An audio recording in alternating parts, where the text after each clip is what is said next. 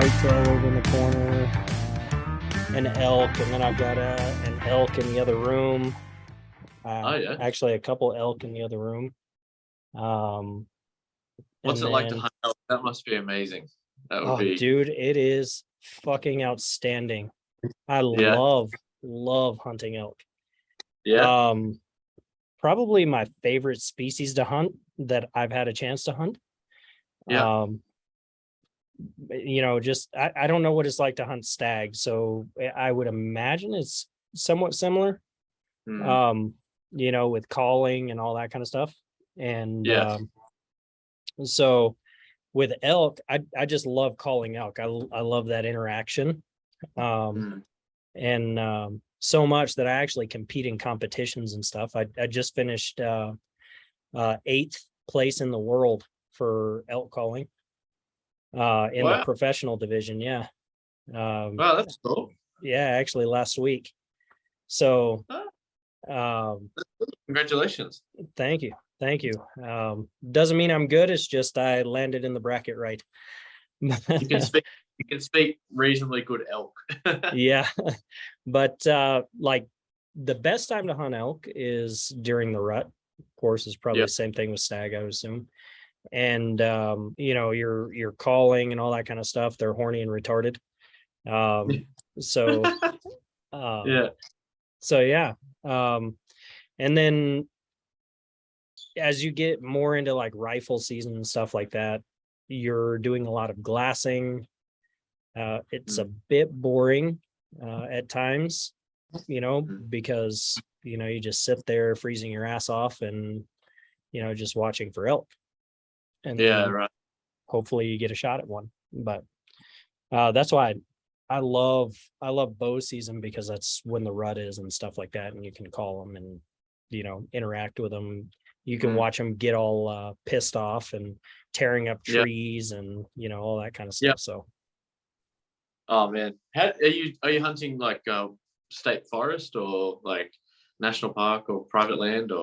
yeah, so I'm hunting Montana this year. I didn't get any other state tags. So the way we work, and I don't know if it works the same way in Australia, is that we have each state has certain regulations on how they manage their populations and where you can hunt. So you have to get a tag for each specific state. Mm. So, one elk tag isn't good for the entire United States. Um, Right. so, I hunt Montana, Idaho, Wyoming. I've hunted New Mexico, not for elk, but for aoudad. Mm. I've hunted all over the United States, but for elk this year, I'm only hunting in Montana.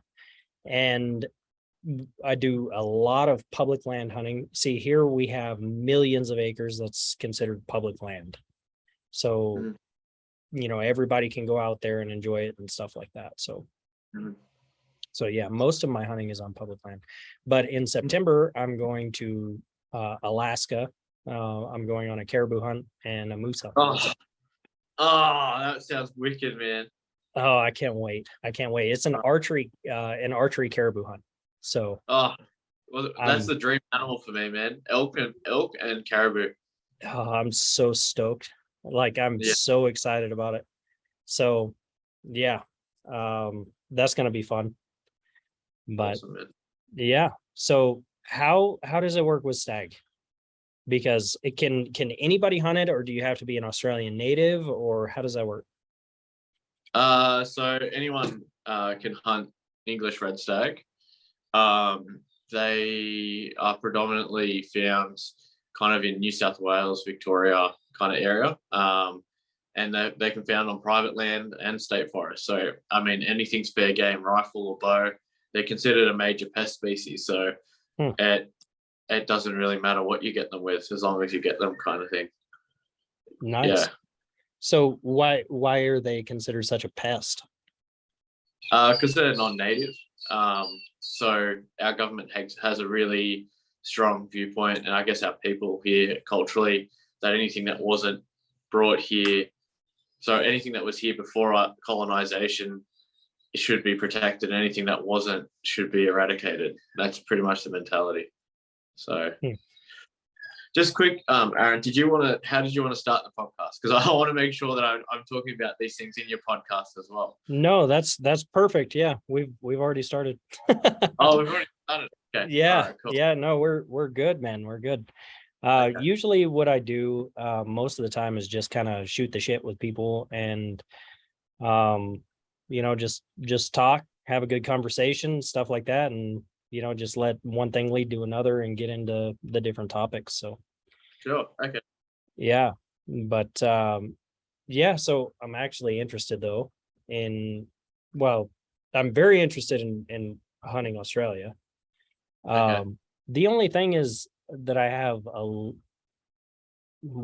I'm not really sure. I'm sure the different countries, run things differently, but I know in Africa, if you go to Africa, you can't bring the meat back, but I've had stag before and it is absolutely fucking delicious. Yeah. Yeah. So if I was able to get to Australia and hunt, how would I get the meat back? Do they allow that, or how does that work? Well, I would think they would be able to do that because there's you'd probably have to go through a proper butcher, like a specialized butcher to do that and make sure the meat's all good to go over. I know that we export a lot of meat. We export live export as well, so living animals, but also I know that we export a lot of camel, deer meat, pig meat, goat meat. We export a lot of goat meat, wild goat meat. Wow. By the way, So, camel is awesome as well. Have you ever tried camel? no, I'm not lucky enough to have tried camel yet. Oh, No. it is so good. You've gotta try it. It's on the bucket list for an animal here in Australia to hunt. I do want to get one. So, yeah. No, this guy, I've only shot 2 English red stags, which is the one that's inside and one that's up on the wall here. If you would have killed an elk like that, like if those were your first 2 elk, you might as well just stop hunting, because you will likely not kill another bull elk like that again. I mean, those things are awesome. Yeah, they're pretty tough animal too. They can definitely take an arrow. So you got to get them down. You got to get them quickly down. So yeah, I'm sure it's similar to the elk. They can run and once they get into the hills, Well, and you've got such a hot climate too, right? So I'm sure the meat spoils and stuff like that pretty quick. It can do, yeah. Yep. Yeah. I gotcha. So how does your broadhead hold up with stag? Yeah, well, I took this red stag with the crossbreed. Okay. So I shot him just with the chisel tip on there, which worked out pretty well. But this year, when I go out, I'll be using our new broadhead, the Impulse, which is just a fixed 2-blade carbon steel broadhead. Mm-hmm. So yeah, that's pretty much our 2 main models at the moment. But yeah, I'm heaps get out there. I was pretty interested in seeing how your fixed blade and your crossbreed come in, right? To make kind of a hybrid. I think that looks really, really interesting. Yeah, so you just take that chisel tip off, which is 25 grains, and then you're left with a 100 grain unit. And you take your Impulse, which is 100 grains as well. So I normally use this combination when I'm hunting animals that I find more challenging to get down, because I want that extra penetration. I want that extra cutting surface. I want to get them down as quickly as humanly possible. Let me get that on. So then you've got the true hybrid right there. So that's your crossbreed hybrid. Nice. So you're getting 1 1/8 inch cut up the top, and then you're getting 2 inches of cut down the bottom. So that's awesome. So how does I would assume you're talking about like your water buffalo, hogs. Hogs are unbelievably tough. Yeah, Um, they are. stuff like that. Yeah, yeah. So I've got a water buffalo inside the house that I shot with this kind of combination, and the reason that I used this was, um, I wanted to get it down as quickly as possible because it's dangerous game. I guess it kind of sits in that kind of same zone as hunting like bear or cattle, wild cattle, that kind of stuff, where there is a potential threat of danger. So anything that kind of not only kills the animal ethically, but just gets that thing down as quickly as possible is paramount, Yeah. Yeah. So, That was something that I was pretty interested to learn was how dangerous brush bulls were. oh yeah, like scrub bull, wild Yeah. cattle. Yeah, scrub bulls, that's what you guys call them. I thought they were brush bulls, Yeah. but um yeah, those things are unbelievably dangerous. Like I've heard a lot of Australians that have hunted them, like actually quite a few people have been killed by them. Yeah. Yeah. That's pretty common. Yeah, and they're nothing different than like a native bull that has just gone wild. Yeah. Essentially, like I think they've been up in the Northern Territory because we get a lot of them up in the Northern Territory and northern parts of Australia, like Queensland and Western Australia and stuff, like where there's just a massive amount of land and just no one like half the land has probably never been seen by people before. It's just huge amounts of space, and these cattle have been in there they might have been there for a few hundred years. So if a cow produces a new calf every year or every 2 years, so like if we put that into perspective, they are truly wild. They have never known domestication whatsoever. I'm sure that there's wild cattle that are in there that have been released over periods of time, but they're still definitely a genetic lineage. I can't even pronounce that word. Lineage. There we go. A genetic history where at the end of the day, they've been there for so long, they don't know any different. And the thing is as well, we get so with our wild cattle, there's three main types. You've got your European cattle, so like your traditional looking cow. Then you've got Bangtang, which are like a Indonesian cow, which Are have those the ones with the long like horns that go like straight up? Is that what those ones are? they can do, like, I guess it depends on the genetics, but they're quite a big cow as well. They look significantly different to a European cow, and then you've got the water buffalo, which are a cow on their own. So Oh, okay. you don't want to piss one of them off and come off second best. So Yeah. yeah, That's crazy. So are those like more in a specific area, or are they like throughout Australia, or how where do you find those? the three cattle species. Well, the like the scrub bulls, the what did you call the other one? The ying ying? The Bangtang. The bang tang. There you go. Yeah. Yeah. They're all all in the northern parts of Australia. So like far north Queensland, far north Western Australia, and the Northern Territory. So the further up you go towards the equator, the more, I guess, rural and I guess, just big open spaces where these animals can just roam free. Australia is a big country. Like we only have 27 people living here, but we're the same size as the USA. And most of our population lives on the eastern coast of Australia. I would say, I don't know what the exact number is. We might need to fact check, but there's 5 to 7 million people, or probably more, just living in Sydney, which is 2 hours from where I am. So you said 27 million? Is that what you say? Because it kind of cut out a little bit. Yeah, 27 million total population over the size of land that's the same as the US. Like that is crazy. Yeah. I wish the US was that way. Australia's, like, I know I'm a bit biased, but I feel like it's one of the best hunting and fishing countries in the entire world. If I got in my car right now and left well, if I was in one of our capital cities like Sydney, I could drive 2 hours and be in the middle of nowhere. See, I think I would be at home because you guys are very archery friendly, right? Mm.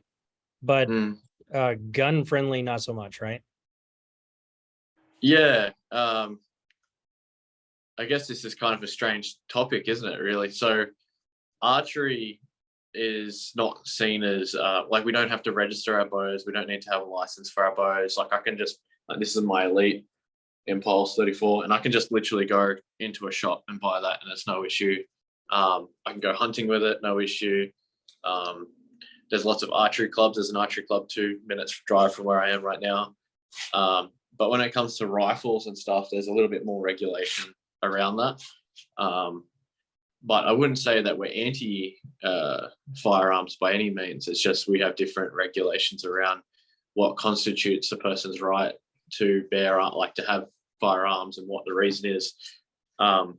We don't, I guess, have it ingrained in our history the same way that you guys do. We did have, historically, there are accounts of civil unrest and people fighting back against the British government when we were trying to split from the British government, but not in the same capacity of a civil war or a war against the English and that kind of stuff, where I can understand the right to bear arms, whereas we've kind of come from a different historical space where a firearm is more looked at as a tool for hunting, for governing feral pest species. It's a tool for target shooting. A lot of people have guns in Australia, like a lot, and it's not hard to get a gun. It's just you have to do background checks. You have to make sure you don't, you haven't been involved in domestic violence or sexual violence, or you have a drink driving habit, or those kind of things. You haven't killed someone or been assaulted someone down at the pub, or that kind of stuff, like just to make sure that you don't have criminal tendencies, if you want to call it that. But then, like, if you pass all that, you can have a gun, like, but you have to have it in a cabinet, has to be stored away. Most people, because we have come from that mindset, we don't have semi-automatic weapons, so we have bolt action rifles and shotguns, and handguns are highly illegal. You can get off a handgun license, but you are to only shoot a handgun at the range. I guess once again it comes back to that mentality of, well, a handgun isn't really a hunting weapon. It's not really a tool that you use to go and shoot this guy behind me. Like, you could, I mean, it would be badass, but it's a different viewpoint, I guess. So we actually have over here pistol cartridges that can be used to hunt with, and actually people do hunt with pistols, like 45-70s, different. Well, I actually heard of somebody shooting a deer with a 44 mag.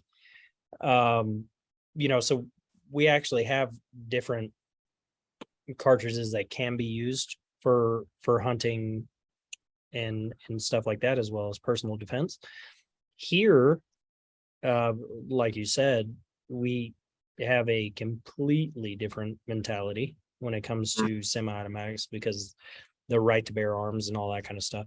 And for us, it's I've said this several times to several different people. They say, we need everybody has to be checked. Everybody has to be checked when it comes to a gun. Or they'll say, you don't need this X weapon, whatever it is, for hunting. And so the Second Amendment should limit you because you don't need it for hunting. But the thing is, the Second Amendment has nothing to do with hunting. No, not at all. So about protecting oneself from a tyrannical government. That's what it's about. Exactly. And that, you look historically at all of the different I guess you'd call them government entities throughout history. all around the world, the first thing they did was take the guns or take the weapons in general, right? So bows, arrows, all that kind of stuff. In Ireland, you can't shoot archery unless you have a special permit because of the French archers. And actually, that's where this came from, and they say, fuck you. That's actually where it came from, was the French archers. So, we just look at things completely differently, and just a ancillary benefit of having guns is, can be used for hunting. But a lot of one side of our government likes to say, oh, well, you can't use this for hunting. But the fact is that it's not for hunting at all anyway. So primary purpose, yeah. Exactly. And it specifically says that in our Constitution. So if someone was to go to Australia to hunt, how would that work for a rifle? Or can you even do it with rifle? You could. I don't think it'd be a challenge at all, to be honest, because depends if you went safari, like if you went onto like a game hunting ranch, as you guys call them, and I guess the owner of that property would just provide you with a rifle to hunt with. It's not, I don't think it's illegal. I could be wrong. Should fact check this too, but I don't think it's illegal to fire a firearm. It's if you don't have a license, it's more so to keep a firearm. So if you came with me and we went hunting together and we were on a farming block or a hunting block, and I had a rifle with me, and I said, hey, look, there's a group of pigs up on the hill. Here's the rifle. Go do your thing. It won't be an issue. I think you probably have more challenges getting maybe your rifle into the country, like your own personal rifle. You might have to look at what regulations there are, like how does it, when it comes in the plane, does it have to be unassembled? Where do you keep your ammo? That kind of stuff. But in terms of hunting here with a rifle, it won't be a challenge at all. Not at all. And it'd be with a bow. You could arrive here and buy one on eBay or walk into the local shop and away you go, like it's not going to be an issue. I mean, I'd have to bring my own because I've got my own setup. I'm pretty specific about that. But, yeah, I mean, that I think if I ever went to Australia to hunt, it would be with a bow. I mean, that just looks, I'm kind of an adrenaline junkie anyway. So I would want to go after a water buffalo. I love hunting hogs. Absolutely love it. A stag. I didn't know you guys had that, but now that's on my list. For Australia, if I ever get there. And I would love to kill a crocodile, but obviously that's forbidden. I'm not going to be able to do that. Yeah. That's a tricky one. It's a little bit more complicated. There are rules around that kind of stuff. Especially I've heard, and don't quote me on it, but I've heard like if you're on Aboriginal land and they're wanting to harvest a crocodile, like because they're Indigenous people, they can take native animals for food. So that may be a possibility, depending on who you know. I don't know a lot of people in Australia, so chances are like maybe this big. You got one now. So, we've got heaps of stuff to hunt here. Like we've got 5 or 6 different deer species. We've got red stag, fallow deer, chital. Fallow deer is awesome too. Yeah, I got sambar deer, and then we've got hog deer as well. I probably missed. Hog deer are really small. They're like maybe big. Really small deer, but they're very rare and they're very hard to hunt. I don't know how accurate this story is, but I know that there was a population of them given by the Queen, and then they were left on an island down near Victoria somewhere. Sounds about right. Yeah, something like that. And people can buy them. Like people buy and sell deer here in Australia all the time. But yeah, there's a fair good wild population of deer. Deer haven't really been, I guess, as prolific as they haven't been in recent years. Like deer are really breeding quite extensively now in Australia, and you can almost go to most parts and there'll be some pocket of wild deer population.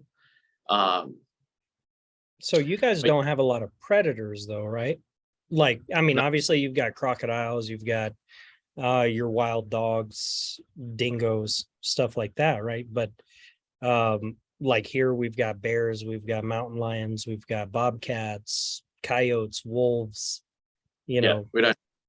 Yeah, so anything that's I guess why Australia and even countries like New Zealand, which are right next door, take such a hard stance on introduced species, because we don't have a native species that challenges it. Like the water buffalo and the scrub bulls and all that kind of stuff, even the pigs and stuff up there, like they, yes, there's crocodile, and yes, there's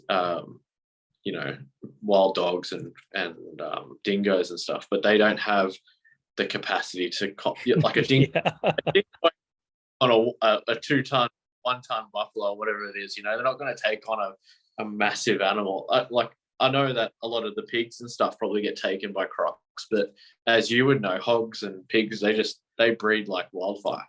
So Yeah. you could pig that, but I think pigs reach sexual maturity in 3 months after being born. Mm-hmm. So like it'd be like pretty much straight away that they're able to breed. Yeah. So from what I heard from a biologist in one of the states here, I think it was Missouri, he was saying that pigs reach sexual maturity at 3 months. They can have up to 17 piglets, and 80% of those piglets will be female. So you're saying this biologist, what was he saying? So the biologist from Missouri was saying that pigs reach sexual maturity at 3 months, and they can have up to 17 piglets, and 80% of those piglets will be female on average. So Wow. yeah, I mean, they just explode in population. Yeah. So one of the things that we do over here, well, like he was saying in Missouri, but in a lot of other states, is they'll actually trap them. They'll use government trappers and stuff like that, or private trappers that work, in conjunction with the governments and stuff like that. And I think Texas has done it right in a lot of ways when it comes to wild pigs, because I mean, obviously there's regulations around the meat and stuff like that, but you can traditionally in the United States, you cannot sell wild game.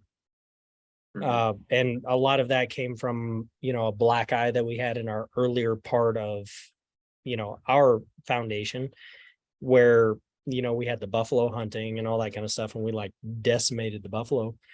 But Texas has kind of, like I said earlier, each state can kind of manage their own wildlife populations.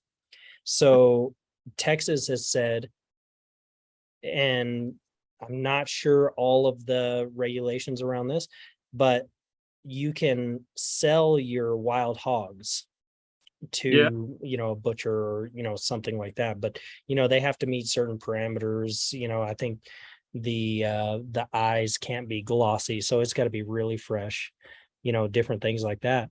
And, they provide meat to, hungry people, stuff like that, people who maybe don't have the means to purchase food regularly or something like that. Yeah. Okay. I think that could be probably pretty good, on a nationwide basis. For hogs, in the United States, we actually manage our species pretty well, with the exception of probably a couple species. Like one of the things, surprisingly, is pythons, big ass snakes. Yeah. That's one of the things. Is it iguana? Yeah, iguana is another one. Yeah. I've got a couple buddies that do that kind of hunt every year or every other year. Yeah. And actually, I've got a cousin whose husband is a fish, wildlife, and parks officer in Florida. And I'm gonna have to take him up on this one of these days because I think it would be awesome to go down there and just catch, iguanas and pythons and stuff like that. But those are a couple of the animals that, I mean, we have no season for them because mainly because of hurricanes and people just letting them loose because they didn't realize that they were going to be such a pain in the ass. Mm-hmm. You know, they just kind of released them, and they started a breeding population and stuff like that, and they're wreaking havoc on Yeah. our native species and stuff. But for the most part, the rest of the US manages wildlife populations pretty well. Mm. For minus our historical black eye, you know. Yeah. But it's really interesting how Australia, I guess my questions with how they manage their wildlife and stuff like that in Australia, if you have no real predators, what manages your native species? In terms of their population growth. Yeah, because I've heard that crocs are a huge issue in some places. Uh, uh, Wallabies and kangaroos are a big issue in a lot of places as well. So Yeah. what manages those, or how does the country of Australia or the states manage that? To the best of my understanding, with our native populations, I haven't heard so much about crocodiles, but definitely with kangaroos. Like I know that they actually go back to crocodiles. If there's crocodiles that are showing danger, like they're going to be dangerous to people or they're in human areas, they might capture and release the crocodile. They might try and grab a couple of them and move them into a different area. I know in some cases that might not be the case. They might not be able to move the croc and they might shoot the croc. In terms of the kangaroos, there's more kangaroos in Australia that there's more kangaroos in Australia post colonization than there was before European settlement. So they do allow farmers to cull kangaroos. You can, and that's when we go back to the gun laws and looking at guns as tools rather than weapons. Then certain farmers can apply for semi-automatic rifles and can use semi-automatic rifles on certain amounts of land. Like your average Joe Blow like me, I don't need one. I don't have 1,000 acres to shoot kangaroos on too. So the farmers and stuff can get in there and they can cull. I know governments can come in and do culling as well. That doesn't happen that often because of the precedent of wanting to protect native species. Australia has the highest extinction rate. It's either Australia or New Zealand. I'm pretty sure it's Australia has the highest extinction rate of native species in the world. So Why is that? Because we have no predators and our evolution of our animals here have evolved to not have to run away from predators. So when we have a huge wild cat issue, we have a huge wild dog issue. We have massive urban development. So because a lot of Australians reside on the eastern coast of Australia. Australia is mostly a desert, and like you literally drive another 2 hours from where I am, and it just turns into fuck all. Like there's literally nothing. It's like desert and trees and whatnot. It starts to get really dry. So a lot of Australians prefer to live on the coast, and that happens to be our wetter areas, which means there's better food, there's better growth, and therefore evolutionarily there's been more animal populations that have also grown in those areas. when I'm talking about the eradication of species or species going extinct, generally it'll be like frogs, lizards, bird species. It won't be so much those bigger mammals and marsupials. It'll be those smaller animals that are stuff that wild dogs or cats can take care of. And I actually heard that, and until you brought that up, I had completely forgotten about the wild cat population. They're talking about feral cats. feral cats. Yeah, Yeah. So yeah, cat, the normal house cat that was basically released and it, yeah, went off on its own. yeah. And foxes. Foxes are another big issue. So Yeah. the cats here, I guess, for domestic, someone wants something to keep them warm in the middle of the night. I prefer a dog, but anyway, that's up to them. But they had a cat, and then those cats breed or they let go. Whereas the foxes were brought here for sport. The English back in the day brought them here to hunt for the purpose of hunting. The hound hunting and stuff like that, right? Yeah, and they possess they're just as bad, if not worse, than the cats. And people think they're cute and stuff, and so are the cats. Like, they're beautiful animals, but at the end of the day, they just need to be eradicated. I think the deer. The thing is you've got herbivore animals and you've got predator-based animals like people. Like a deer like this, the worst it's going to do is it's going to eat food that other animals could eat, and in drought period that could be damaging. It will move through parts of land that may be damaged by the deer's presence there, but it's not going to go out and hunt and destroy a species. Like, whereas the cats and foxes, and the wild dogs as well, they'll kill for fun. They will kill for pleasure, and they'll eat things what they need, but they breed at such a rate, and they can't eat grass. So that's all they do. They just eat what's available to them, which happens to be our native wildlife. It's interesting that you say that about wild dogs, because we have kind of a similar thing here in the United States. And a lot of us, like, I'm from Montana, Idaho, Wyoming, Colorado, even though they don't want to admit that wolves were in Colorado, 10 years ago. Wolves will thrill kill. They just kill because they want to kill. Cats do the same thing, just instinctively they do the same thing. And the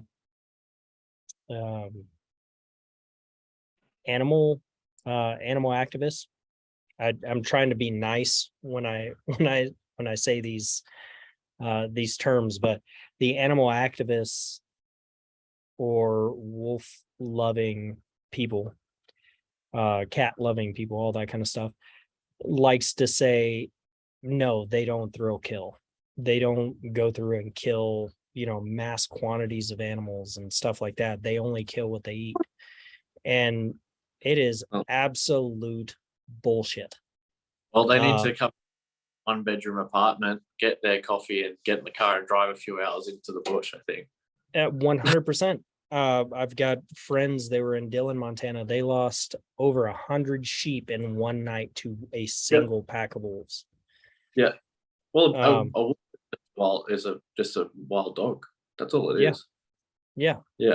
And wild dogs, it doesn't matter what they are. They thrill kill. It's not like we had my business partner, Phil, the property next door to him. They had wild dogs go through there and kill all the goats that they had. They were raising goats for food and for milk, and just went in there and killed them. Domestic dogs will do that. Domestic dogs do the exact same thing. My golden retriever, she doesn't have a mean bone in her body, but if you get her around squirrels, if you get her around, small game, birds, all that kind of stuff, she will 100% go after it and try and kill it. That's it's the way they are. Yeah. I haven't seen the dogs do it, but I remember one time bush bashing with the bow, and there was this tree that was sitting in a dried up riverbed, and there was the mother pig the sow must have been shot or something. She was nowhere to be seen. but there was about 6 or 7 piglets that were hiding underneath this tree. And I'd never forget just seeing this fox run in, grab a piglet, kill it, drop it on the ground, run back in, grab another one, and it literally, within a space of 5 minutes, it killed 4 or 5 piglets. It was just going in, grabbing, biting them, you'd hear them scream, and then they'd go back in. Like, it wasn't at all doing it for food. It was doing it for fun. So yeah, I guess if we draw it back to what we were talking about before, like in Australia, we have a responsibility to try our best to get rid of those animals. Australia uses a lot of helicopter shooting as well. So they'll go up with fully automatics or semi-automatics or whatever they need to, and they'll fly around in helicopters. They'll shoot heaps of deer, pigs, goats, whatever they can shoot at. Then they've got their 1080 poison, so they put down baits, and the feral species animals eat those. I'm not very, depends on who you talk to, how they feel about that kind of stuff. If you go through land that's got 1080 baits in it, sometimes you'll find not many animals at all of anything, and it makes you question whether or not the 1080 is getting into the native population as well. So interestingly, you bring up the 1080. Basically, if you guys are using the same thing that we're using over here, which a lot of people don't realize, in the United States, we still do this. We call it Wildlife Services, and it's a department within our government that will go through, and it's a cyanide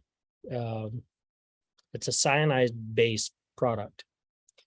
And what they'll do is they'll make this little spring trap or whatever, and it punctures a cyanide gas pill or whatever it is, and it'll shoot the cyanide up. So if you've got, let's say, a fox, they'll come over and they'll put some sort of a bait where the fox has to kind of dig at it. And when they dig at it and they trip the 1080 trap, it would puncture this pill or whatever it is, and it would spray this cyanide up in the air into their face, and it would kill these animals, right? The problem is, here in the United States, there's actually been, and it is kind of kept hush hush, but there has been situations where it has killed people. It has killed domestic animals, where there was a situation in Boise, Idaho, where a kid, I think he was maybe 10 or 12 years old. I could be a little bit off on the age, but somewhere around there. And he was out walking around public land with his dog. And this dog started digging at, the 1080 bait. And he comes over to look at what it was, and it sprays up in the air, and it gets the kid and made the kid really, really sick, and obviously killed his dog. But that has actually happened quite a few times. And I met someone in a distillery that her husband or boyfriend or something like that did a documentary about that. So it has actually happened quite a few times, and they've tried to reach out to these different services.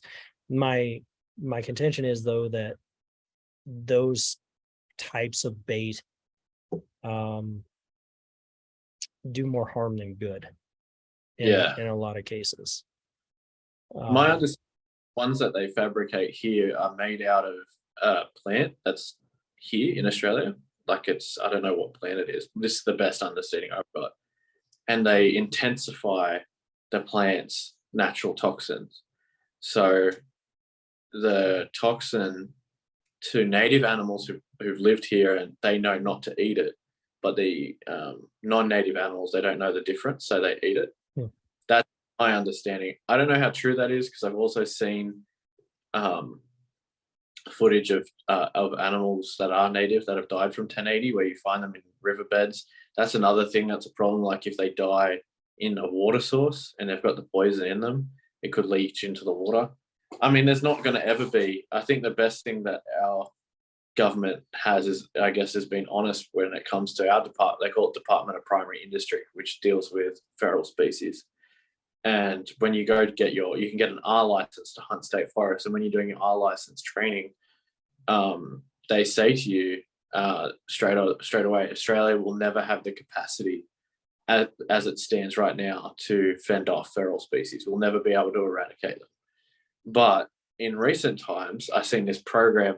I don't know how I feel about it because I guess it's a bit too sci-fi for my liking, but they've actually started genetically breeding cats. I think it's cats or foxes, where they put a gene into them that when they breed with other foxes and other cats, that it causes infertility issues.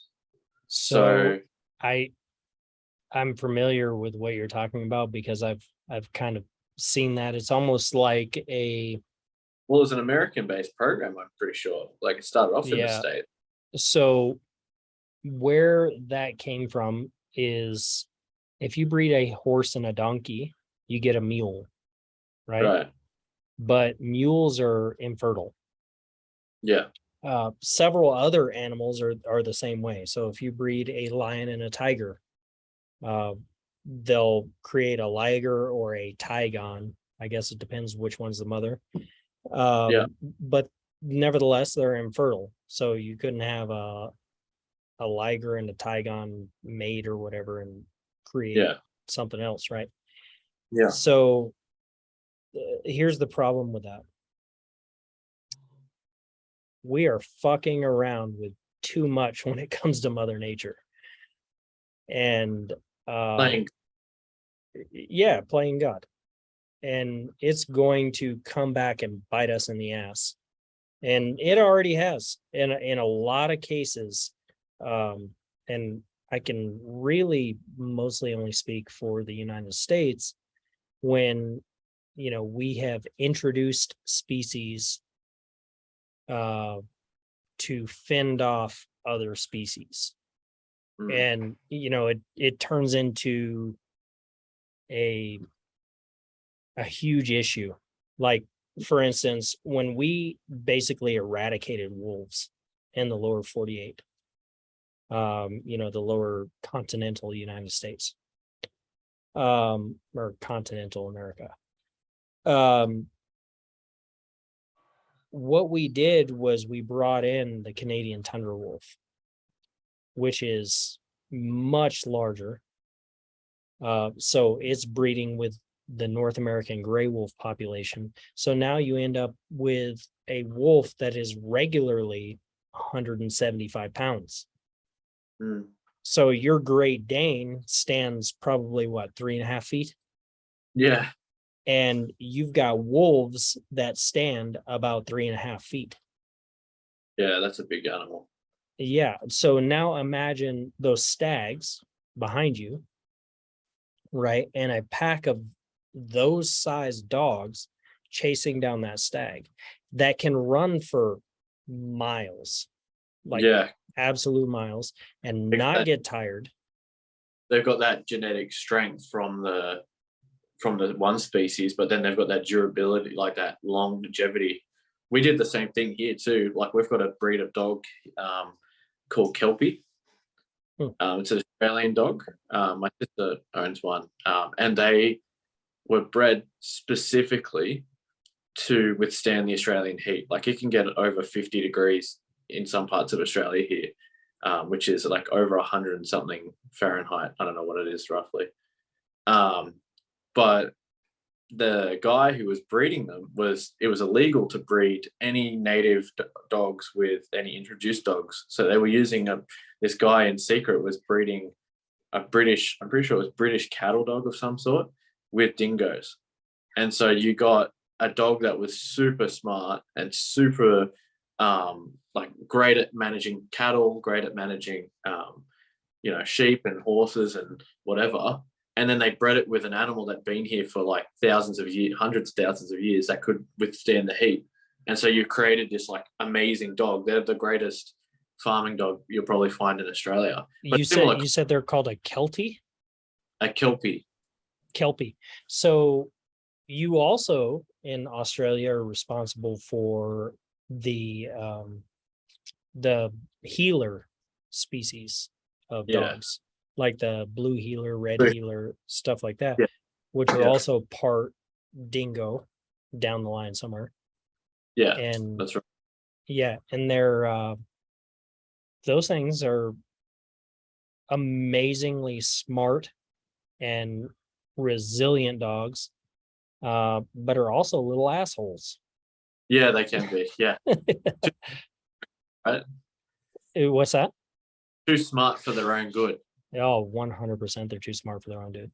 So, all right. Yeah, I see you holding up your broadheads there. So I'm just so actually I'm very interested in them. I want to try them this year. So first off, where can I get them? Do I have to order them online? Because we're coming down to the wire with season here.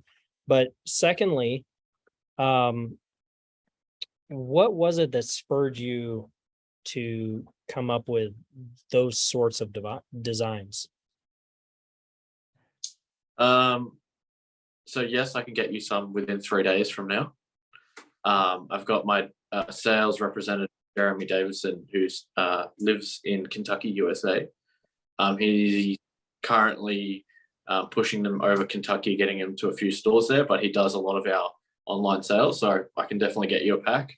On that note, if anyone who's listening to this podcast uses the code Aussie, so AUSSIE, will receive a 15% discount. So just for your podcast only. So anyone who listens to this amazing podcast, just use the code Aussie and you'll get a discount straight away. So yeah, I guess when it came to broadheads, so it's a bit of a story. Like my dad passed away about 4 years ago from a brain tumor. Sorry. And that's all right. And my dad and we had a beautiful relationship growing up. Did a lot of fishing with him. We weren't big hunters, but before Dad got sick, we started hunting together. I picked up the bow, started going out the bush, and it was such a good experience for me before I got crook. And so I guess when Dad was about to pass away, his dad passed away as well. And when he did, he gave his children, family of 3, just like my family, and he gave the children 10,000 Australian dollars each, which is like I think like 7,000 US as a gift, as he's found like a bit of a financial gift. And said, so my dad did the same thing. He said, well, to my 2 sisters and myself, here's 10,000 Australian dollars. I want you to, before I pass, I want you to do something great with it. So my sisters used it to travel and go on some really beautiful adventures, whereas I took my money and I thought I want it to be something that I can continue to work at. And one of the last things that we did together was we started getting into hunting. And one of the things that I noticed about the hunting industry straight away is that, especially with bow hunting, there's not really much regulation. And I could come on here right now as a manufacturer and go, this is the best broadhead in the world, shoot this. It's the most deadly, it's the most ethical. And there's no accountability to that. There's no science to that. There's no, there's nothing. Like I could just wing it and say whatever I want. So I didn't like that. And I've been out shooting a lot of animals and noticed that discrepancy in quality. You have this amazing, I won't mention any other broadhead companies, but you have amazing marketing campaigns where they get these huge sponsors on board, people that shoot their gear, and they're only going to show the good stuff. They're only going to show when that mechanical or that fixed blade hits the animal and it obliterates it. But they're not going to show you where the mechanical doesn't work. Yeah, when it doesn't work, or the bow hunter has to I had experiences with mechanicals where I remember this goat that I shot, and I put 5 arrows into this goat. I was only shooting 50 pounds at the time, but I literally ripped my whole quiver. And the reason is that I was only getting 2 to 3 inches of penetration with this mechanical. Now I could have been shooting it wrong, but it was an awful experience. And I thought to myself, I'm going to create something that's better. I need to do something. I need to produce something that I can hold myself to. So I took my dad's money, and I spoke to my best friend Phil at the time and said, hey, like, you got me into bow hunting. I'm really interested in doing this business thing. Why don't we create a business together? And he said, yeah. So he dropped his 10 grand in, I dropped mine in, and we went from there. I guess the first design we came up with, this is the third version of the crossbreed. But I like to say, like, it was a more masculine moment where I was drinking a glass of scotch over a fireplace.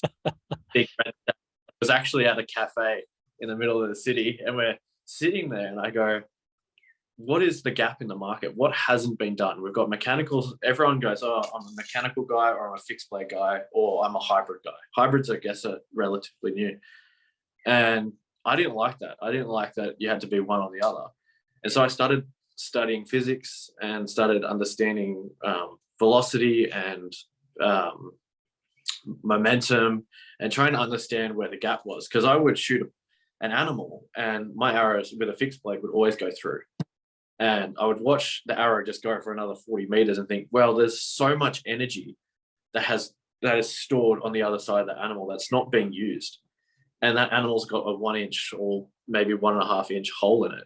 How can we increase the capacity for us to kill that animal as ethically and as efficiently as possible, and utilize that energy that's always going to be wasted? Most people who shoot 60s to 80 pounds will probably know what I'm talking about, where an arrow just rips straight through an animal. I wanted to create the 300 Win Mag of the bow hunting world. I wanted to create something that didn't fuck around. I wanted to create something that literally, if it hit something, that the animal didn't have to suffer for my inefficiency as a bow hunter. Yeah. So the blades, I got chemically sharpened. You can go on to John Lusk, Archery Outdoors Adventures, I think he calls himself. He did in 2020 and 2021, he did broadhead reviews on this design here. Out of 70 of the most, out of 70 different companies, we came number one for blade sharp because we chemically sharpened. We're talking about multi-million-dollar American companies. We still came number one, and we built this out of our garage kind of thing. When coupled with a fixed blade, so that was the design, was about between 50 pounds roughly and 80 pounds. There's kind of like a bell curve where speed, momentum, and kinetic energy kind of meet this really nice plateau where you're maximizing and FOC obviously comes into it as well, trying to find that finite curve between how much punch can you give in that arrow before it tipples over to the other side where it's too fast or it's too slow. And so pretty much once you mount a fixed blade to the front of a crossbreed, you hit that perfect 200 grains. And 200 grains in most people's setups, in 80 to 90% of people's setups, will produce the most punch that it can pretty much do, that a bow can produce. So, sorry to cut you off, but all right. So I'm shooting 74 pounds. Right? Yeah. Do I have to change my arrow setup to be able to handle 200 grains in order to be efficient? It can. There's no word of a lie that it can change your spine, because you are adding, most people shoot 100 to 150 grain broadhead. You are pushing it quite high, and you are adding a little bit of length to your arrow. So it can change the flex of the spine. Most bow shops will sell arrows to people that are quite soft, so they can shoot within that spectrum. In most, like I shoot a 80-pound Elite Impulse 34. Straight off the bat, I was already shooting 250 spine arrows, which for me, and shooting 200 grains up front, works. But I have had customers come back and say, hey, I'm shooting a 70-pound bow, I'm shooting a 340 spine, and they're flicking a bit in the air. And I say, well, straight away, you do need to bring your spine down. It would be the same mentality if they went from 100 grain broadhead to 150. It would be better, or had a heavier insert. It would be better to be a stiffer spine than a weaker spine. So I guess it depends on what you're already shooting, the draw length, the speed of the bow, all those things kind of come into factor. So in most cases, it's a kind of a throw of the dice, whatever arrow that you've been It is an expensive setup, like it can be, because you are adding 2 broadheads to 1 arrow. But I can guarantee you there won't be anything that will, like, I'd put my life on the line to say that, like, there will be nothing on the market that will be in the equivalency of that much damage. And the reason I know that is because that same testing model that John Lusk used, he tested 70 plus broadheads through ballistics gel, steel plating. What else does he use? Plywood and that kind of stuff. And he measures the distance that the arrow would travel. And I know ballistics gel is not a good medium for being able to comprehend like bone, lungs, muscle tissue, all that kind of stuff. But it's about the best we have without actually using bone, hide, all that. Yeah. So he measured exactly right. So he measured from the point of entry to when the arrow would come to rest. And he would measure, so say if it went 10 inches and it was a 1 inch cut, it cut 10 inches of tissue. That's just a round figure. Yep. So the average out of the 70 broadheads he tested, the average tissue cut was like 13.8 inches of total tissue cut. So they would go in 7 or so inches at 1.5 inches or whatever cut. The crossbreed, when put together with, he did his test with a 4-blade tooth of the arrow. With that setup at 200 grains, he got 28 inches of total tissue cut. The industry standard was 14, and we were at 28. So it wasn't just not just going up by getting 6 extra inches here or 4 or 5 extra inches. It was literally like the equivalent of shooting 2 arrows into one animal. Well, like it was such a. If you ask your wife, 6 inches is a big deal. Look, he's dealing with 6s would be a benefit. yeah, exactly right. So yeah, but, I mean, so I have been using Grim Reaper for years, right? And I have not had a single animal walk on, when I've hit him with a Grim Reaper. Now, I say that, but I've only hit one animal bad when it comes to my bow shot with a Grim Reaper. And that was a bull. And actually, that was the one that I showed you earlier. And it just so happened that, it opened up really well, all that kind of stuff I was using. So that's the problem, I guess, from what I understand with mechanicals, is if you have too much energy or not enough energy, or too much velocity and not enough velocity, mechanicals don't open. So is that an issue with your broadhead?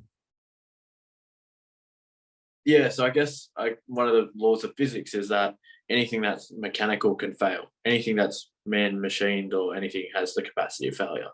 Acknowledging that is probably number one. Are you an engineer? No. Because that is spot on what an engineer would say. Yeah. I'm a social worker by trade, actually. But my dad was a fitter and turner, right? So he did was a what? Fitter and turner, like a fitter, like a pipe fitter? No, like machine things out of metal, like CNC. Oh, okay. Yeah. So he kind of taught me those principles, I guess. But with the crossbreed, that's why we designed the blades the way they are, so that you can see that they're angled up. They actually act as prongs. So when they go into something, they actually stab into the animal, and then that pressure of being stabbed, they have no choice but to go back. They're not relying on the pressure to push them back, not relying to be like retrieved back. You know what I mean? Like they're not relying on force. They're actually in the animal and they're being forced back because they have no way else to go. In saying that, they can fail. That is true. I have yet to see or have a customer come back and say, hey, this failed. I'm not saying that it doesn't happen. It can happen, but that's the benefit of having the broadhead up front. And I will stand every day, any day behind that, because it goes back to that law of physics. Nothing's truly fail safe, but hypothetically, right, the blades don't go out. They just stay nestled in there. What you've just done is you've turned your 100 grain broadhead, which would have had the drag from the mechanical. It no longer has that drag. So that thing's going to hit like a mother. Like it's going to punch really hard, because you've got all this FOC, all this weight, and now you've just lost the drag. So now it's just going to smash through. In some circumstances, I don't tell customers this very often, but if I'm deliberately aiming for shoulder, I'll actually push that O-ring up higher to decrease not to decrease deployment, but to slow down the deployment through the animal. So I'll actually roll it up so that it hits through the shoulder with the fixed blade and then opens up with the mechanical afterwards. So yeah, it isn't a fail-safe system, but it's pretty close to. Nice. Yeah. So what situations would you use? I would assume like something smaller, like say a hog or, something like that. You would want to do that. You definitely wouldn't want to do it with a water buffalo, because I would assume their shoulder blade would be pretty damn thick. Yeah, so with goats and pigs, I do that a lot with. I don't have, I'm shooting 80 pounds, so it whizzes through most things. But yeah, probably those. With the water buffalo and stuff like that, I'm not trying to aim for shoulder. I'm aiming for that golden triangle, Yeah. But yeah, I guess different broadhead. I mean, that's why we came out with the fixed blade as well, is that people, they want to punch through shoulder, and they want it, and using a crossbreed as a hybrid with the fixed blade up front, it's not necessarily designed. That's not going to be the best way you can use it. But if you're a guy that goes out and goes, yeah, I just want to shoot through bone all the time, then sure, go for it. Okay. So another big thing with bow hunters, at least in the United States, I don't know if it's the same way in Australia or really anywhere else, because I mainly pay attention to the guys in the United States because I've only hunted in the United States. One of the big things is vein lineup versus your actual blades, right? Mm-hmm. And there's a lot of discrepancy.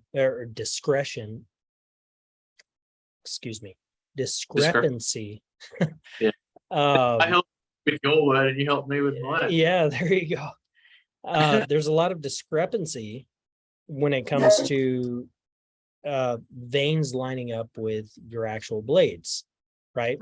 And how it changes the trajectory of your arrow. So that's right. Is that something that you guys took into account? Or, I mean, how consistent are your broadheads? Well, consistency is key. In terms of the ferrule and the threading that goes into the arrow, as well as the internal threading of the crossbreed. So there's two sets of threads on, and there's a thread obviously on the fixed blade. So there's a thread that runs through here, and there's a thread that runs an external, a male and a female thread. And when it comes to CNC machining, there's no way really to ensure that those threads are placed in the same place every single time. So that then changes how that arrowhead will finally sit in the arrow shaft. What we've done, recognizing that, is that in our crossbreed packets, they actually come with American-made washers, or spacers as we call them. And so they weigh 0.3 of a grain, and they're like 0.5 mil wide. They are very, very small, very finite machining. And that allows, you can use them as a buffer. So you can put them into your broadhead on the front or behind to adjust where it will finally sit on that arrow. So to counteract that natural machining error that we can't get around, you just add washers, and it's not enough of a weight difference to really mean anything. I mean, you could get a bit dirt on the back of your arrow vein, and it would weigh more than 0.3 of a grain. See, So that's what I was about to ask is, would adding some sort of a spacer or something like that change the dynamic of your arrow? So yeah, you answered that perfectly. yeah, because if it was like grains, or it was made out of copper, or it was quite, then yeah, it definitely would. It would make it longer, it would make it heavier, and therefore would make it fly different. Whereas, half a millimeter, we're talking like the thickness of a fingernail, and the weight of, I don't know, was what 0.3 of a grain. We're talking. Yeah, it's nothing. You could probably fart, and it'd be way more. Yeah. So like you won't know. There's no notice difference in that. Most broadheads are manufactured in CNC machining anyway, and when we sharpen them, we lose 1, 2, 3, 4 grains in just the sharpening process, which people don't realize most of the time. So you're not going to notice a third of a grain. Yeah. Well, and that's the other thing too. I mean, you might notice a third of a grain 400 yards away, 500 yards away. But with a bow shot, you're not going to notice a grain. I mean, there's so much human error when it comes to archery that I don't think anybody is so precise that they're going to notice a third of a grain. Yeah. Yeah. And I hunt with the fixed blade and the mechanical in my quiver, and they're 25 grains difference in the two of them. And I shoot probably maximum distance I'll shoot is 40 yards, and they both fly pretty much exactly behind each other. I mean, with 25 grain, I'm not really stuffing around too much. Yeah. But now I do take shots. Well, I shot at a bear 77 yards last year. Far. Gosh. Yeah. I mean, we can take some shots. I've got buddies that I talked to somebody just the other day, Ryan Haynes. He was saying that he has a good friend that shot an antelope at like 114 yards. Yeah, I've got a mate. I can't name names because obviously people get all fussy about that stuff, but I've got a whitetail. I think it was like 130 something yards. It was insane. But if you can, I think if you have the capacity to shoot that and you can ethically demonstrate that, then go for it. Well, it's the same thing with long range rifle shots. I've got friends that regularly take 800 to 1,200 yard shots on elk, and I don't hear ever of them missing or hitting the animal and not being able to drop it. If it just perfectly, like you just said, if you have the capacity to do it and you have the ability to do it, why the fuck not? Yeah. And I know that argument of, I'll never shoot anything past 40 meters or 40 yards because it's unethical. Like, well, if someone can shoot 60 or 70 and place the arrow in the exact same spot, it comes down to being. Yeah. I mean, I can send you videos where I hit like this at 70. Yeah. So why is it that now part of that I would say too is judgment, right? If the wind is going 30 miles an hour and I'm just not the perfect conditions and stuff like that, 100%. I mean, there's a lot that changes the variation of that arrow, but and same thing with a rifle. But everybody that I know that takes shots like that are very, very in tune with all of the conditions that affect that arrow or that bullet or whatever. In order to take that shot. It's badass watching that shit too, isn't it? Like seeing an arrow fly, like this shot I've ever taken was 84 yards on a goat. And it was in my younger years, I'd been practicing relentlessly at the time. And I knew I could do it. And I shot this goat. I was on top of a hill and I just shot it. And it was just the most bad. I wish I had like a full camera studio set up going on, because it was just badass. Like, I had enough time to lower the bow and watch the veins of the arrow passing through the air, and just like, this is so scenic. Like, it's just so badass. And then when it finally connected, and you're like, oh, you see all this blood gush out, you're like, fuck, this is sick. Like, I just sniped that goat with a bow. Like, this is mad, you know? So the other part of that, though, is I think we've become so disconnected from reality that we no longer, like, the idea of, how can I put this? So let's say a wild dog or a wolf, right? We celebrate, well, not all of us, but some of us celebrate the fact that a wolf kills something in order to eat it, right? But we don't scrutinize the method in which the wolf kills something. So tearing apart, all of the back end of this animal to the point where it can't walk, and then eating it alive, where it's suffering for hours until it finally dies, that's not a big deal. But when it comes to hunters doing something similar, or maybe not even something similar, hitting something in the vitals and it runs maybe 100 yards, that's a long way, but let's say 100 yards, that's inhumane. That is so foreboding, and is a mortal sin. Yeah. I mean, I can't grasp the thought process behind people when they think something like that. And really, we're nothing but animals. So, I mean, part of that, like, ethically, right? Ethics, I think, is something that's man-made. But, it's like, okay, if I kill something, I want to kill it quick. Okay, that's ethical, right? That's man-made. But in nature, that is not the case.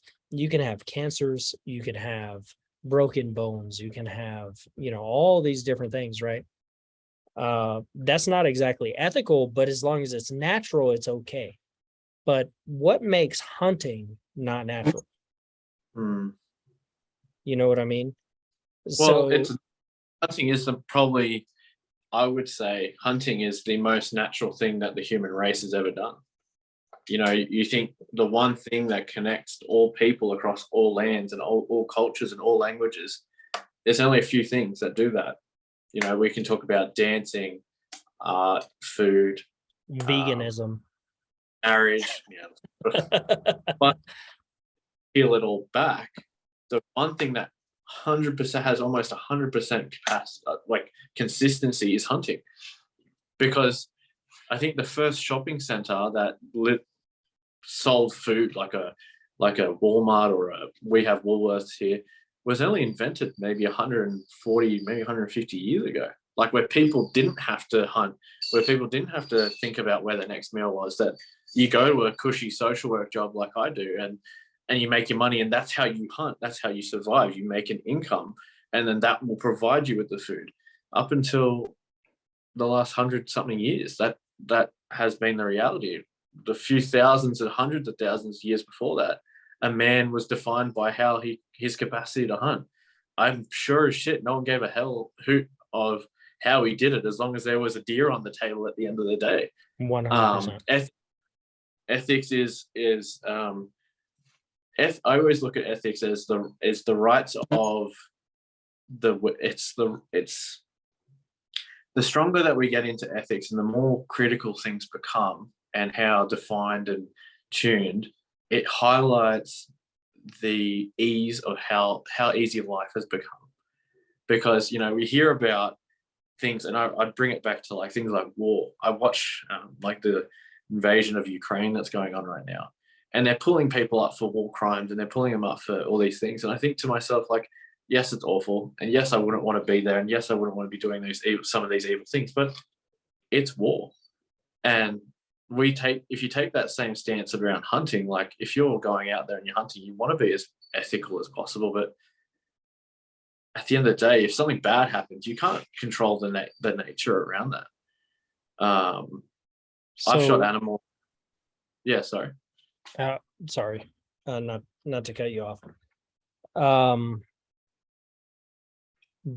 Nobody complains in general about the manner in which you've won the war. Or just like you said earlier, nobody complains about the manner in which you put food on the table. Right? Yeah. It's the outside world that judges how it is that you provided food, or the outside world in which you won the war. Right? Yeah. I mean, if that was the case, it's against law of armed conflict to use nuclear weapons. But the only country that's ever used nuclear weapons, in my understanding, is the United States. That's correct. Yeah. But we celebrate a lot the idea that we bombed Hiroshima and Nagasaki, and that was the turning point in the war. So everybody seems to forget that, yes, you have to do sometimes horrible atrocities in order to survive. And that can come down to, like, killing a living thing is not a nice thing to do. It isn't like, yes, we're not sitting stroking our ego going, I just murdered that animal. But like, I think the best conservatives, like the best people that actually give a crap about nature, are hunters. Because at the end of the day, we care about the environments those animals live in, the breeding populations of those animals, the condition of those animals, and we care about how they die. To the point that we go and hunt them ourselves because we want to know how they died. Well, and we also vote for different parliamentary or different democratic, in our situation, candidates that are going to uphold those sorts of ideals. Yeah. You know, and to expand on that, we also are willing to get out there and, pick up trash, or willing to clean our waterways. And here, I can't really speak for Australia. I would assume is fairly similar. We're willing to do those things to preserve wildlife, so that not only we have something to eat, but we also have a sustainable population of animals, because we fucking like watching these animals. Yeah. I mean, I would assume it's the same way. And it's not just for us, it's for our children, and our children's children, to enjoy the same things and have that culture that we grew up on. One of my favorite sayings is, great men plant, or it could be women as well, but the saying that I've been told is, great men plant trees to which the shade they will never sit under. That's one of my favorite sayings. Like, that's a great saying. We do things not just for us, but for people. And I think, like in Australia, anyone that bow hunting in general is not very. There's not a big population of us. I think there's like 300,000 registered hunters in Australia. That's all. There's not many of us at all. There is a hunting culture, like if you come out of the main cities and stuff like that. There's definitely, like where I live out in the country. Hunting is normal. Like, it's so normal out here. But if you go into the cities and stuff, it's not normal. And so I'm always challenging the belief, and I'm always challenge the pushback for hunting. And one of the ways I do that is I cook people food. So like, I have family and friends here, and we'll have like a 14-seater table. Everyone's having a go, and then I go, hey, that's the guy. This guy right here is feeding you guys right now, and he'll feed at 200 and I think he's like 240 kilo, which I don't know what that is in pounds, like probably like 400 something pounds. So it's 2.2 pounds per kilo. The double, roughly. Yeah. Yeah. That's the So same. 500 and that'd be what, somewhere around 700 pounds. Yeah, and so like once he's dressed and all his meat comes off, that like I've got 2 chest freezers. I got one over here and one just over there, and we fill both of them. And we live off that for the whole year. And it's kind of like talking about sustainability. Like people don't want to move towards factory farming, and they don't like the idea of animals being bred for the sake of killing them. Well, go out and do it yourself. Like you shoot one deer and live off it for the whole year. So running some quick math, you guys are somewhere around like 1% of people that hunt, which is extraordinarily small. Not that we're much better. We have somewhere around 11 million hunters in the United States, and we have, I think, 350 million people, which is still somewhere around like 3, almost 4%. Mm-hmm. So extraordinarily small population of hunters. So yeah, it's the same thing. And I say we, I do the same thing.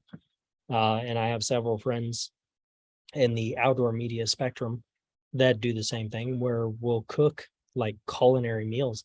And actually what I'll do a lot of times is I don't tell them what it is. And seriously, and I will present it in a way. If you actually go through and look at some of my Instagram feeds, TikToks, all that kind of stuff, you'll be able to find like some of my like culinary dressed dishes where it looks fucking phenomenal. And I've found that by dressing it up like that, people never ask what it is until afterwards. And then they're like, oh man, what is that? What did you do to that? Elk? Or well, maybe not elk, but what did you do to that beef or chicken or whatever? And then I'm like, that's not beef, that's elk, or that's mule deer, or that's antelope, or whatever.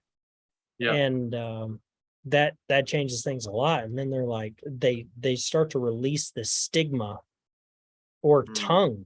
That's another thing that's very interesting about our civilization now, is it's like forbidden to eat innards. So like I will feed heart, I will feed lung, I will feed tongue, different things like that, where people don't exactly realize what it is. And then afterwards I'll tell them, and they're like, oh, well, shit. Oh, I thought there was, every once in a while you get this person that's like, I thought that there was something different about it. Man, if I come over there and we're having dinner and you feed me a fucking elk dick, I'm gonna I swear to God, if I'm halfway through a curry and you go, by the way, Max, that's an elk dick, I'm gonna bitch slap you straight away. So what's interesting about that though is I will 100%, there is an opportunity that I'm going to feed you testicle. Oh my. No, actually, tell me it's testicle. I'll eat it. I don't want to find out after. But yeah, man. Was there any? Unfortunately, I got that plumbing issue to go back to. So, is there any other no problem questions? No, I think you've answered pretty much anything. Do you have anything that you can add with, with your broadheads, or really anything else that you want to interject? Well, I just wanted to say thank you for having me on here and taking the time. I know it was a little bit awkward trying to get it all set up, but I've had one hell of a time. Hey, I'd love to get on here and maybe even introduce you to some other Australian bow hunters, and they can give you Would sort of be story. We didn't really talk about any bow hunting stories specifically, so I'm happy to hook that. that. Yeah, I would absolutely love the opportunity to be able to share bow hunting and stories, and whatever kind of stories with anybody from Australia. That would be cool. Mad, man. And talking about Aussies, everyone who's listening to the podcast, remember, if you want to buy some broadheads from True Blue Broadheads, just use the code Aussies. Well, actually, I'll make it Aussie. Just make it simple, Aussie. And yeah, you'll get a discount straight away. So, And that's AUSSIE, right? Yes, that is right. Perfect. Short for. Yeah, outstanding. Well, thank you very much, buddy. I really appreciate it. And yeah, I look forward to talking to you again. I think that would be really cool. Yeah, I'm in. All Thank you right. very much. Yeah, good deal, man. Thanks. Yeah.